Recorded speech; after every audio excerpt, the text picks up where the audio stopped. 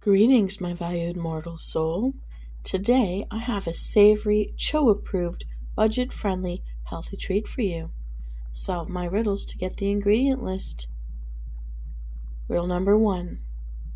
I'm a handsome white vegetable that's truly a flower. I remind you of broccoli and bring phytopower. What am I? Riddle number 2. This is something that looks like sugar, but it's definitely not sweet. Nowadays it's used to add flavor. In olden days it preserved meat. What is it? Riddle number 3. Why do ocean fish need salt water to live? Because they're allergic to what? Riddle number 4. When it comes to popcorn flavors, this is the one that some like most. It's a type of dairy product that you might spread upon your toast. What is it? Riddle number 5. I am a defense mechanism hiding me from predators, while my 2 tentacles help me swim away faster than my competitors. What am I? Ready to review, Msoul? Riddle number 1, the handsome white vegetable.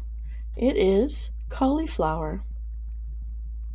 Riddle number 2, looks like sugar but it's not sweet.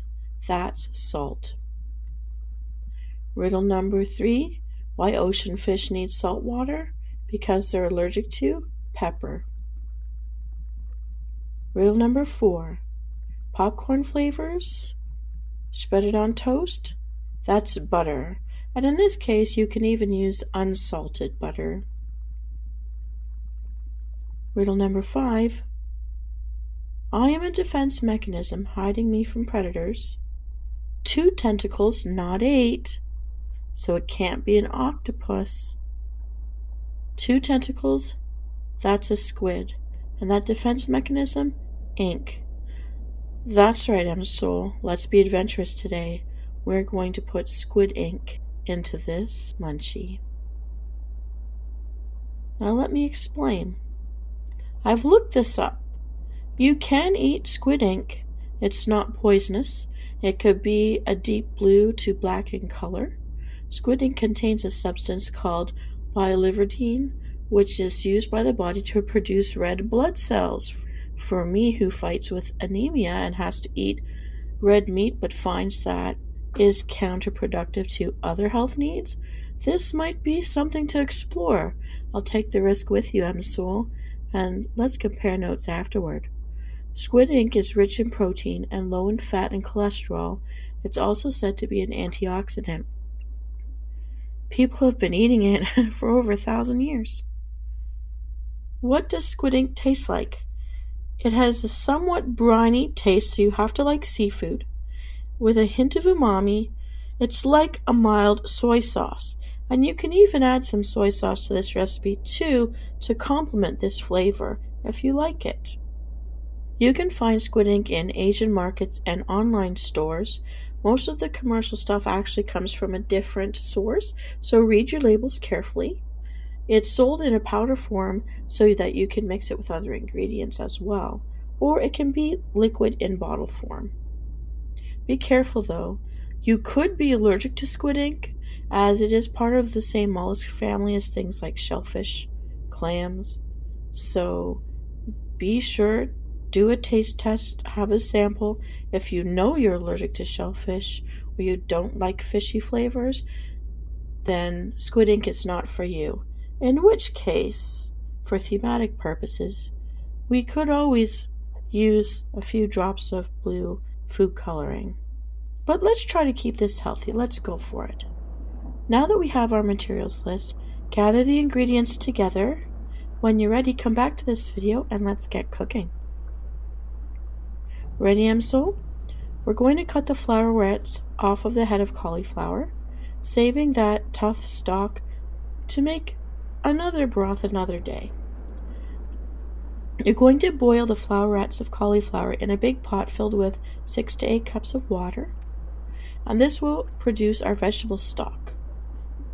Once the flowerets are in the water, Add 1 to 2 teaspoons of squid ink. I would start with a half and then one, and then another half, and then the second, and stir it in with the cauliflower so you can get a sense of how blue to black the squid ink is. Also add your salt and pepper, and if you want to add soy sauce to taste. Place the lid on your pot. You're going to boil this broth for 5 minutes. Next, scoop out the chunks of cauliflower, place them about halfway up the blender, then add veggie stock to it about a quarter of the way up the blender. Blend this mixture into a puree so it will look like a slushy. Stop the blender and add more of the soup stock, and then turn the blender on again to puree some more. The longer you blend, the silkier the soup will become. Once you finish blending, add 1 tablespoon of unsalted butter to this mixture, and it gives you a half a batch of the soup. Repeat this process with the rest of the cauliflower and the vegetable stock, adding butter at the end. And now you can place this liquefied soup into a new serving bowl or a soup pot and keep it heated on low until you're ready to serve it. Of course, you can adjust the amounts of salt, pepper, and soy sauce to flavor the soup the way you like. Now, I did set up this recipe to be a Cho approved nom nom, and the squid ink could come out very black. So you could substitute the squid ink altogether with some blue food coloring to make the soup perfect for a Ravenclaw themed dinner party, or stick with the squid ink. And I mean, the Death Eaters really got one up on Cho, didn't they? We could play off that theme too with the darker color. You could then always choose a garnish of an edible blue petaled flower on top of the dark squid ink colored soup, and still hold on to that Ravenclaw theme. Play around with this recipe. It's fast and easy, budget friendly, and healthy. Even the squid ink. And if you can figure out another way to make a blue soup fit for Rowena Ravenclaw, please let us know in the comments below. Blue is a hard one to achieve. So I leave you with that challenge. It's time for me to go. I'll see you around, Msoul.